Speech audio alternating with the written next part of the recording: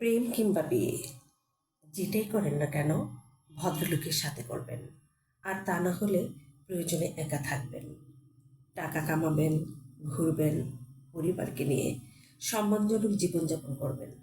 যারা কথায় কথায় মতের অমিল হলে অসম্মানজনক কথা বলে, গালি দিয়ে কথা বলে, ওটাই তার চরিত্র। এই মানুষগুলো ভীষণ ভয়ানক। যাদের মধ্যে নম্রতা ভদ্রতা আছে তারা কথায় কথায় গালি দিয়ে কথা বলে না, অসম্মানজনক কথা বলে না।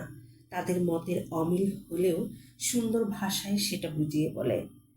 আর যারা কথায় কথায় উগ্রভাবে অসম্মান দিয়ে কথা বলে, এই মানুষগুলোকে আপনি যত ছাড় দিয়ে কথা বলবেন, যত ভালোবাসা দেখাতে যাবেন, ততই আপনার লস। কারণ এরা দিন শেষে আপনাকে মানসিক রোগী বানানো ছাড়া আর কিছুই উপহার দিতে পারবে না। এই ধরনের সম্পর্কগুলো থেকে যত দূরে থাকা যায় ততই ভালো। আর সবচেয়ে বড় সত্যি কথা হলো, কেউ কাউকে ছাড়া মরে যায় না। সবাই ঠিকই বলে আমি তোমাকে ছাড়া বাঁচব না, কিন্তু শেষ পর্যন্ত বাঁচে, এবং খুব সুন্দরভাবেই বাঁচে। আর নিজের জীবনকে শেষ করার জন্য একজন অযোগ্য লোকই যথেষ্ট।